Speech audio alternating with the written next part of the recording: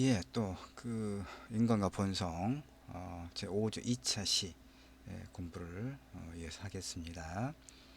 5주는 니체의 인간 본성에 관한 프리드리히 니체의 철학 사상을 살펴보고 있습니다. 2차 시에는 이제 1차 시에 이어서 니체의 그러니까 반 반전통주의 그리고 반기독교적인 그 회의론을 살펴보면서 또 그것이 가지고 있는 비판받는 측면이 있지요. 뭐 그걸 한계라고 볼 수 있겠는데 같이 살펴보면서 인간 본성과 관련한 니체 사상의 내용을 검토해 보는 시간으로 갖겠습니다. 이제 그 1차 시에서 이야기했던 것처럼 이제 그 회의주의, 1차 시 회의주의라고 하는 용어를 우리가 한번 이야기했습니다. 의심하는 거죠. 진리라고 믿는 그렇게 여겨지는 어떤 것에 대해서 의심을 가하고 이제 그런 걸 이제 회의론이라고 하는데 뭐 영어는 니힐리즘이라고 해요. 자, 부정하는 거. 자, 근데 이제 니체는 그러니까 서구의 그 전통 철학,希腊의 그 전통 철학과 그 다음에 기독교 사상, 헤브라이즘을 부정했잖아요. 근데 모든 것을 부정한다는 것은 사실 불가능한 일이 아닌가요? 니체가 했던 것처럼 기존 철학 사상에 대한 어떤 그런 공격처럼 그 니체의 말이 그거예요. 모든 것이 허구고 고안된 것이다. 그렇다면 그러면 어떤 것도 또 참이 아니라면 우리는 이제 사실과 허구, 진실과 거짓, 실제와 현상의 개념을 파악할 수 없는 그런 어려움에 빠질 수밖에 없지 않습니까? 예컨대 무엇이 거짓이다 라고 주장하고 그것이 설득력을 갖기 위해서는 그럼 진실이란 도대체 뭔가가 역시 받아들여질 만한 어떤 증명력을 갖고 있는 것이어야 되잖아요. 근데 진실과 바로 그런 측면에서 모든 것이 허구고 고안된 것이다 라는 이 니체의 허무주의, 니힐리즘은 일정한 이제 한계, 이런 딜레마도 있지만 또 뒷장에서 보도록 하겠습니다. 자, 아까도 이야기했지만 진리가 없다면 어떠한 오류도 없지 않겠어요? 그쵸? 참이 없다면 거짓이 있을 수가 없는 거니까. 그러니까 무엇이 거짓이다라고 했을 때는 어떤 것이 참이라고 하는 또 전제가 있어야 가능한 거 아니겠어요? 진리가 없다면 어떤 오류도 없게 되기 때문에 니체식의 그런 논리라면 기독교도 더 이상 잘못된 것이 아니지 않느냐 이런 이제 주장을 할 수가 있어요. 그러니까 니체는 기독교를 비판할 근거를 상실하고 말았다고 볼 수 있어요. 무언가를 주장하려면 사실과 사실 아닌 것 사이에 구별을 전제해야 하잖아요. 지금 아까 뭐 참과 거짓을 예로 들어서 간략하게 설명했던 것처럼 그러니까 무엇인가를 주장한다는 것은 아무리 작은 것이라도 사소한 것이라도 진리에 대한 주장을 포함하고 있을 수밖에 없잖아요. 그렇죠? 다시 말해서 다시 또 반복해서 설명하지만 무엇인가가 거짓이다 라고 주장하려면 그 안에는 어떤 것이 진실이다 라고 하는 그런 어떤 주장을 포함할 수밖에 없지 않겠어요? 근데 니힐리즘은, 이 허무주의는, 회의론은 그 어떤 것에 집착도 허용하지 않는 그런 측면이 있다라고 이제 논자들이 또 비판을 합니다. 자, 한번 니힐리즘을 조금 뭐 설명해 보려고 자료를 이렇게 인용을 하고 있습니다. 라틴어. 본래 그 성경은 기독교 사도행전의 성경은 라틴어로만 되어 있었잖아요. 그러니까 이제 루트라든가 칼빈 이런 사람들에 의해서 소위 종교 개혁이 되기 전에는 이제 일반 그러니까 라틴어는 이를테면 동아시아에서 어, 고대 중세까지 그 문자로서의 유일한 거의 문자로서의 위력을 갖고 있었던 한자 마찬가지예요. 저 유럽에서 라틴어라고 하는 것은. 그러니까 우리가 한자를 언제 받아들였습니까? 신라 때 받아들였단 말이죠. 그러니까 그 이전에는 우리 그러니까 사실 이제 한자 그러니까 문자로 표기할 수가 없었어요. 문자가 없었으니까. 그래서 신라 때 이제 한자가 수입돼서 한자를 이제 귀족층 위주로 공부를 하고 한자가 굉장히 어렵잖아요. 어, 그래서 이제 일반 백성들은 한자를 모르는 거죠. 그래서 이제 뭐 음과 훈을 빌어서 뭐 향차를 뭐 향차를 쓰고 뭐 그러나 일부 그것도 역시 귀족층이나 가능했던 것이고 평민층은 문자 생활을 못했잖아요. 그게 15세기 중엽에 1443년에 조선시대 때 세종 임금이 우리 이제 말을 만들죠.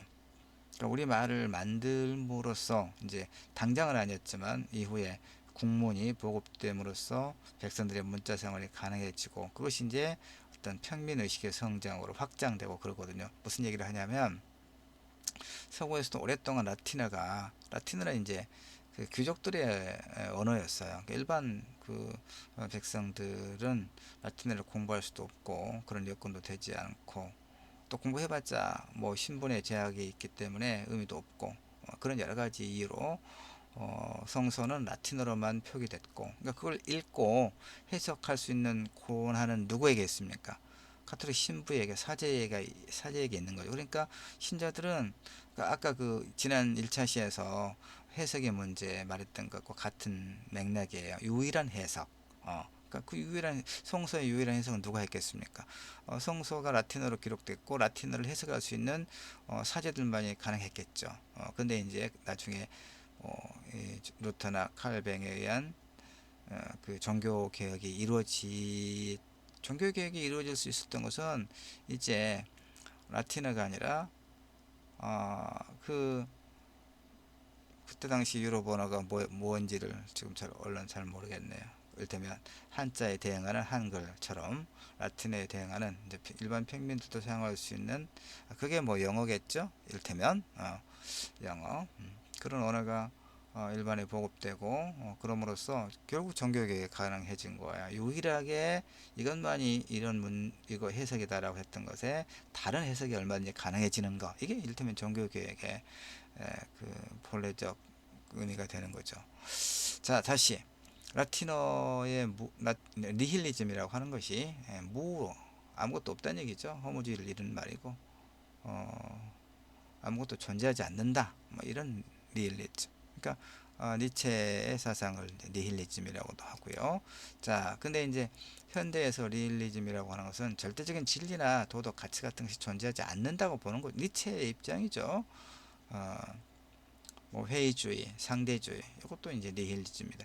상대주의, 절대주의에 대비되는 이제 그런 주의. 절대주의라고 하는 것은 어느 하나만이 절대적인 가치를 가지고 있다는 그런 신념 체계고 상대주의는 그렇지 않다. 특히 이제 그뭐 오리엔탈리즘이라고 유럽 세계에서 아시아나 아프리카를 보는 그런 이제 왜곡된 시선을 오리엔탈리즘이라고 하는데 나중에 레비스트로스라든가 이런 인류학자들이 그렇지 않다. 모든 문화는 나름의 의미와 가치가 있다. 이렇게 말하는 게 이제 일단 상대주의거든요.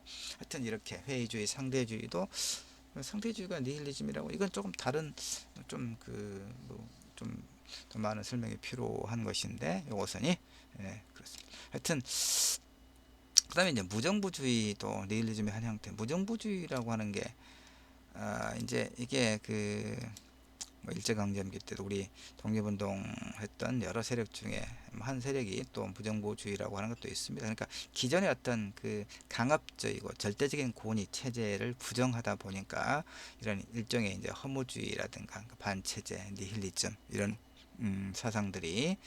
생겨나고 그러는 것이죠. 하여튼 니힐리즘이라고 하는 이런 이제 이런 허무주의적 회의론이 하나의 이제 학문적 체계로 자리 잡는 게 뭐 니체라든가 도스토옙스키 이런 사람들에게 영향을 끼쳤다 이런 얘기입니다. 자, 어, 그래서 이제 결국은 그 니힐리즘 중에서도 이제 극단적으로 나가는 게 절망적 니힐리즘이다 이런 얘기죠. 일체주의 주장을 부정하고 인생에는 어떤 의의도 없다고 규정하는 거. 그래서 찰나적인 쾌락을 추구하는 또 이렇게 보면 어떤 문제가 생기겠습니까? 자살이 많이 일어나겠죠. 인생에 어떤 의의도 없다고 주장하면 자살. 아, 근데 그거는 이제 상당히 좀 불건강한, 건강하지 못한 그런 어떤 그 삶의 태도라고 이야기할 수 있지 않겠습니까? 그러나 다른 하나는 이제 극과 단 하나의 또 그 어떤 극단적인 니힐리즘의 극단적인 측면은 무를 없음을 말하죠. 무를 무로서 받아들임으로써 자유로운 삶과 자유의 길을 모색하는 그런 이제 일련의 그룹입니다. 이게 실존주의라고 말할 수 있는데 나중에 이제 프랑스의 뭐 사르트르라든가 알베르 까미라든가 뭐 이런 이제 사상과 작가들로도 연결되는 그런 하나의 흐름이죠. 이게 이제 사실은 니체. 그러면 니체를 한번 볼까요? 니체는 어, 니체는 권력의 의지라고 하는 그런 입장에서 그 현실적 삶의 가치를 부정하고, 그러니까 이를테면 그 자, 현세적 삶의 가치를 부정하고 그런 권력의 의지를 쇠퇴시키는 그리스도교 도덕이라든가 불교 도덕, 그러니까 기존의 어떤 그 어, 규범적인 음, 정치 사상 이런 어, 종교를 배척하고 수동적 니힐리즘이라 해서 배척하고 왜 수동적 니힐리즘이라고 이름을 붙였겠어요? 그러니까 사실은 이 이제 기독교라든가 불교는 현세적 삶이 아니라 그 영원 불멸의 삶, 음, 죽어서 뭐 천국에서의 영원 불멸의 삶 또는 이제 그 극락에서의 영원 불멸의 삶을 이야기하잖아요. 바로 그런 측면에서 니체가 볼 때는 그게 기만이다, 사람을 속이는 거짓이다, 선동하는 것이다 이렇게 보는 거예요. 현실적 사실은 이제 뭐 또 그 종교적 그 이야기는 또 조심스럽긴 합니다. 그런데 내 생각에는 이제 그 뭐 종교에서 신앙에서 말하는 내세 예컨대 뭐 기독교의 천국이라든가 불교의 극락이라든가 좋죠.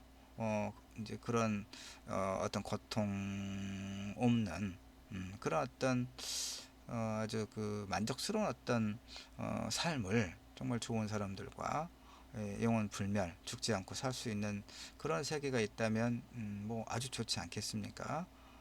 그러나 그것은 죽음 이후의 삶이란 말이죠. 근데 우리는 사실은 우리가 죽음 이후의 삶에 대해서는 알 수가 없잖아요. 그렇죠? 물론 이제 신앙의 힘을 통해서, 그러니까 보이지 않는 것을 믿는 것이 뭐 그게 이제 신앙이겠잖아요. 그렇다면 기독교에서 이야기하는 천국이라든가 불교에서 말하고 있는 극락 세계, 그러니까 피안, 이를테면 이 저 너머의 세계는 우리가 사실 볼 수도 없고 감각할 수 없는 세계잖아요. 근데 우리가 볼 수 있고 감각하는 세계는 뭐예요? 현실이잖아요. 내가 지금 내 생명이 붙어 있는 현실. 그러니까 우리가 현실을, 내가 살아가는 현실을 이를테면 죽어서 뭐 천국이나 극락에서 영원 불멸의 그런 복락을 누리겠다 그래서 내 삶을 뭐 스스로 단축시키거나 현재적 삶을, 물론 이제 그러한 삶을 살기 위해서는 이제 어떤 뭐 하느님이나 부처님의 가르침을 따라서 또 경건하게 이제 살아야 된다고 요구하고, 이제 그래야만 천국이나 극락에 갈 수 있다고 이제 이렇게 이야기하긴 하지만 어쨌든 내 생각에는 그런 삶도 좋긴 좋지만 그것은 내가 감각할 수 있는 그런 세계는 아니니까 우선 우리에게 중요한 것은 현실적 삶 아니겠어요? 어쨌든 그런 측면에서 니체는 이제 기성의 이런 어떤 전통적인 그런 그 종교, 철학 이런 걸 배척하고 삶의 의의를 적극적으로 긍정하면서 현실적 삶의 의의를 적극적으로 긍정하면서 그러니까 왜 니체가 그 소위希腊의 전통 철학 그리고 헬레니즘 말이죠. 그리고 기독교 사상 헤브라이즘 이런 그 뭐 종교나 철학 사상을 이제 비판하고 배척했는지 알겠죠. 그러한 사상들이 그 헬레니즘에서는希腊 사상, 육체가 아닌 어떤 정신적 삶에 그러니까 육체와 정신을 그 대비시키면서 어떤 육체적 욕망을 저해라는 것으로 가치 없고 의미 없는 것으로 그리고 어떤 정신적 고향을 매우 가치 있는 것으로 여겼단 말이죠. 근데 우리의 현실적 삶은 사실 어떤 정신과 육체의 조화가 매우 중요한 거 아니겠습니까?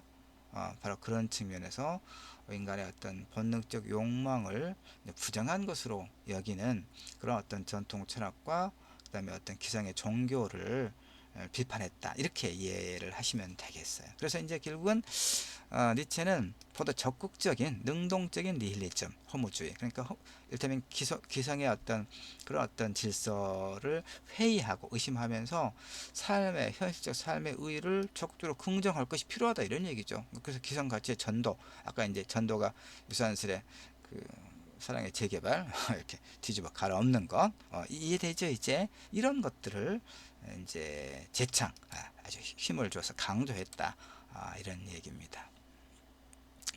이렇게 공부하니까 그 니체의 어떤 그 인간 본성에 관한 철학 사상의 핵심을 이해하는데 그렇게 어려움이 없죠 여러분. 자 사르트르 까메 아까 이야기했죠 실존주의 아주 유명한 이런 사람들이 이제 프랑스 실존주의 이게 실존주의는 이제 그 한국의 경우에 이제 6.25 전쟁 이후에 뭐 50년대 후반 60년대 특히 우리나라에 한국에 수입돼서 문화 또 뭐 문학의 영역에서 상당히 이제 이렇게 큰 그 반향을 일으켰던 받아들이고 그랬던 이제 철학 사조입니다. 실존주의도.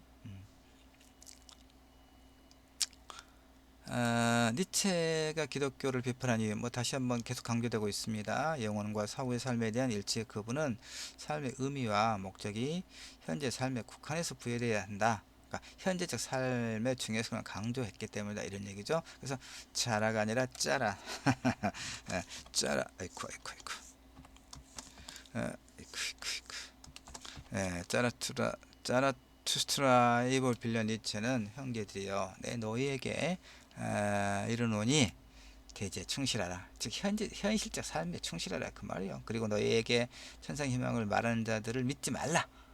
그들은 삶을 경멸하는 자들이다. 여러분 어떻게 어떤 생각입니까? 이제 독실한 어떤 뭐 기독교 신자의 경우는 이런 말에 일정하게 거부감이 들 수 있겠죠. 그러나 그런 어떤 종교적 입장을 좀 떠나서 객관적으로 본다면 니체가 이야기했던 것은 결국은 현실적 삶의 중요성을 강조했다. 이렇게 이해하면 그렇게 그 니체 사상에 대해서 그렇게 이제 좀 부정적으로만 볼 건 아니지 않느냐 이런 생각을 좀 해봅니다. 자, 이제 거의 니체 사상의 마지막 부분을 설명할 차례입니다. 니체는 이렇게 봤어요. 인간의 본성은 힘의 의지에 있다. 힘의 의지, 권력의 의지에 있다. 이렇게 보는 거죠. 그래서 그 니체는 변화의 기초가 되는 어떤 실체도 거부하였기 때문에 지속하는 자아의 존재도 받아들이지 않습니다. 이게 좀 어려운 말인데 어떤 그러니까 이것만 봅시다. 그는 우리의 제도적 생활 전체를 하나의 근본적인 형식 이것도 좀 어렵네. 그냥 힘의 의지 우리가 그 여기 나와 있는 거 인간의 본성이라고 하는 것은 권력의 의지에 있다 이런 얘기인데, 요걸 그 다음 장에서 조금 더 편하게 설명을 하죠. 그러니까 음, 그 어떤 주체적인 어떤 존재, 현실적 그 삶에서 스스로 주인이 되는, 그러니까 어떤 뭐 종교라든가 전통 철학 사상에 이를테면 현혹되거나 그런 어떤 교리에 수동적으로 참여하는 그런 것이 아니라 자신의 삶의 어떤 주체로서, 주인으로서 권력의 의지를 갖는 것이 뭐 인간의 본성에 속한다, 인간의 본성이다, 이렇게 이야기했다 그 말이에요. 그래서 니체는 삶을 자기 극복에 의해서 조형하려는 강한 의지를 갖고 있고, 그러니까 이제 자기 극복이라고, 우리가 삶의 조건이 저마다 다 다르잖아요. 우리는 뭐 18세기에 유럽에서 태어날 수도 있고, 19세기에 러시아에서 태어날 수도 있고, 21세기 한국에서 태어날 수도 있죠. 그다음에 이제 같은 한반도라도 북한에 태어나는 것과 남한에 태어나는 것의 삶의 조건이 아주 다르겠죠. 그다음에 우리가 같은 21세기에 같은 지역에 태어났다 하더라도 또 부모가 어떤 삶의 모양을 갖추고 있는가에 따라서 우리의 삶에 또 아주 운명적으로 태어날 때부터 아주 그 다양하게 다양한 삶의 조건을 갖게 되잖아요. 근데 어쨌든 그러니까 니체는 자신의 어떤 삶의 자기 그 조건을 극복할 게 필요하다는 얘기죠. 극복하기 위한 그런 어떤 강한 의지가 필요하다. 이게 인간의 본성이라고 보는 거예요. 권력의 의지라고 하는 것이 다른 게 아니라, 힘의 의지라고 하는 것이 아니라 많은 욕구들의 긴장적 대립을 제어하는 능력을 갖고 있다 본 거예요, 인간은. 그래서 자기 긍정과 가치감을 새로운 선의 내용으로 평가할 수 있다고 보는 거예요. 그래서 니체는 결국은 이런 존재, 이런 인간의 존재, 그러니까 자기 삶의 주인, 으로서의 그런 존재 방식은 스스로의 힘의 의지에 의해서 가능하다. 이런 자신의 누가 뭐 종교라든가 어떤 철학에 의해서가 아니라 이렇게 그 자신의 힘의 어떤 의지에 의해서 가능하다. 자신의 힘의 의지를 발휘할 수 있는 존재가 바로 자유로운, 그야말로 이제 자유로운 존재. 그야말로 자유인은 누구냐? 어떤 사람이냐? 자기 삶의 주인이, 자기 삶의 주인인 것, 주체적인 그런 존재. 이걸 이제 진정한 의미의 자유인이다. 여러분 자유인이 되고 싶지 않습니까? 그렇죠? 그래서 주인적 존재는 힘의 의지가 발휘되는 존재다. 그의 힘의 의지는 곧 그의 자유의지다. 이렇게 보는 거예요. 그러나 이제 또 리체는 뭐라고 이야기하냐면, 누구나 이런 주인적 존재 방식이 가능한 건 아니라고. 당연하겠죠. 그 주인적 존재 방식은 오로지 그 자신의 의식적, 즉 의지적 결단에 의해서만 성취된다라고 보는 거예요. 자유란 오로지 자기 자신의 의식적, 즉 의지적 결단에 의해서만 획득될 수 있다. 그런 의미로 이해를 하면 되겠어요. 그래서 니체는 자유를 인간에게 천부적으로 부여되고 누구에게서나 구현되는 그런 자연적 속성으로 이해하지 않습니다. 그러니까 태어날 때부터 주어지는 걸 천부적이라고 하잖아요. 오히려 그것은 결단을 통한 획득의 대상이다. 인간이 누구나 다 자유로운 그런 주체적인 존재는 아니다라고 이야기합니다. 니체가. 그렇지 않습니까? 그래서 니체가 이제 말하는 마지막 초인 사상. 초인. 1차 시에서도 이야기했죠.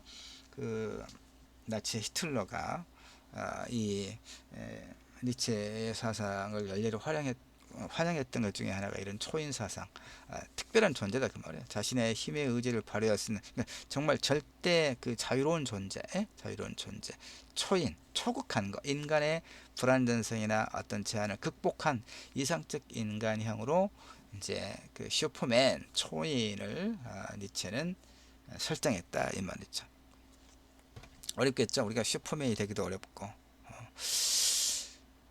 그래서 하나의 종으로서의 인간은 자신이 처한 현실적 조건을 초월하기 위해 노력할 필요가 있죠. 니체는 선택된 소수의 개인들만 그렇게 할 수 있다고 생각. 이건 이제 우리가 비판해 볼 수 있지 않겠습니까?